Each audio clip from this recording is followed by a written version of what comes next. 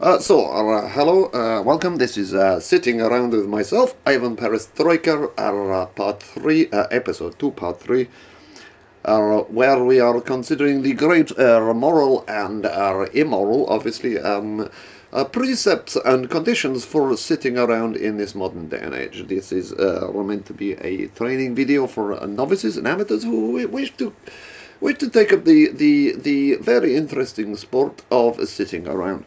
Now, and there are those of you who, should we say, maybe are currently doubters of this particular ability, who definitely see that sitting around is not necessarily the way of spending time that there should be. We should afford more life to ourselves, and we shouldn't really essentially waste our time sitting around as such. Now, to these doubters, these are, what should we call them now? These are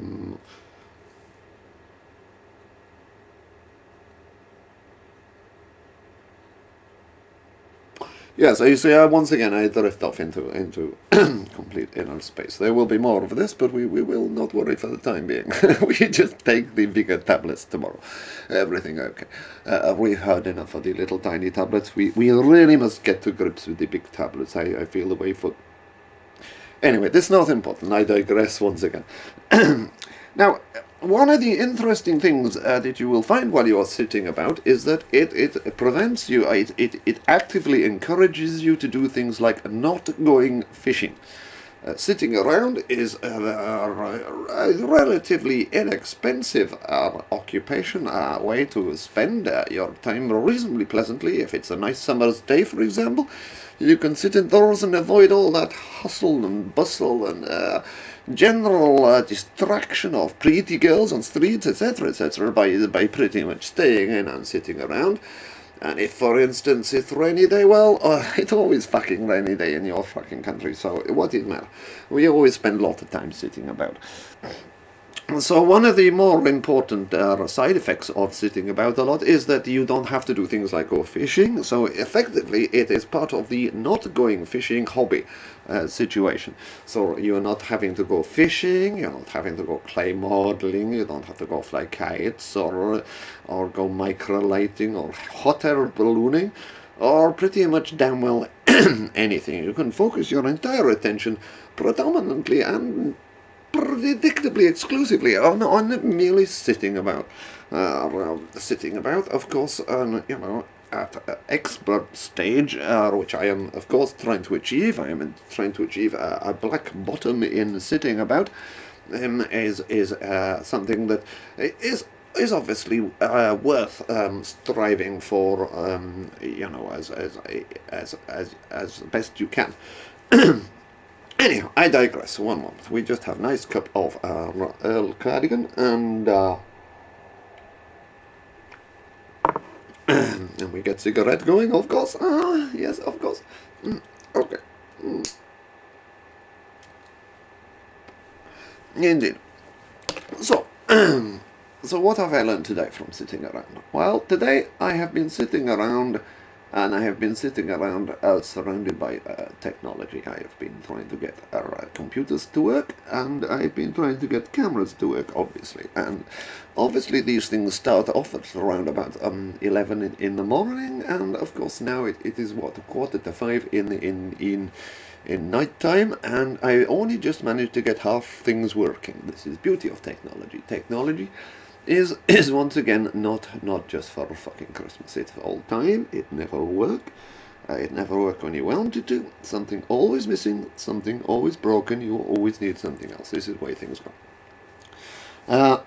So to recap then, it's important if you're going to be sitting about, to have somebody else, like an elder brother or pretty girl, come in and fix all your fucking computers and shit, because it's absolutely beyond the wit of normal person who are not completely bonkers how to sort all this shit out.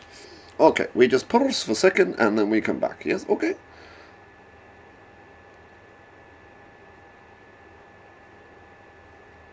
Okay.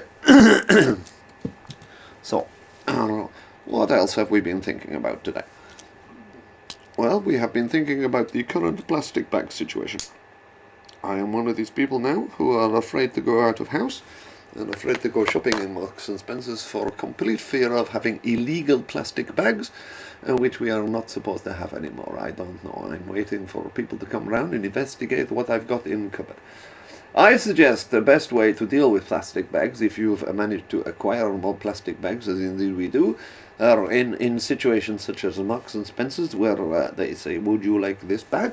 Because you've not brought your own bags, because you complete imbecile and not know what you do all the time, is to acquire all these expensive bags that are made of thick, bulky plastic, and the best way to approach this is to chop them up into little tiny pieces when you're sitting about, for example, and flush whole bloody lot down toilet. I spend a lot of time flushing things down toilet. I try and flush most domestic waste down toilet.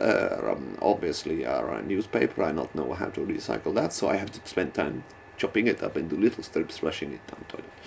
I do this with carrier bags too. They also have to go down toilet. It's a reasonable way of getting rid of pretty much damn well everything. If you can't flush it down your own toilet for one reason or another, it's important to always have a little carrier bag with you when you go around a friend's house and try and stuff it down their toilet as best you can. I don't think any polite host would actually ask you what you're doing, and indeed the response that you are you are attempting to flush illegal plastic bags down toilet will probably be okay with them. Everything fine. So this has been a big problem and a point of consternation for quite some time. Exactly, which carrier bag are you supposed to officially carry as you go to shops now? I have no idea at all, so I have to stop going to shops and I have to buy things online, which is awkward, of course, because I'm not able to work computer very well, and I always end up getting just packet of custard creams, which may be alright, but eventually you get sick of custard. I digress. Okay, we pause for a moment, and then we come back. Okay, thank you.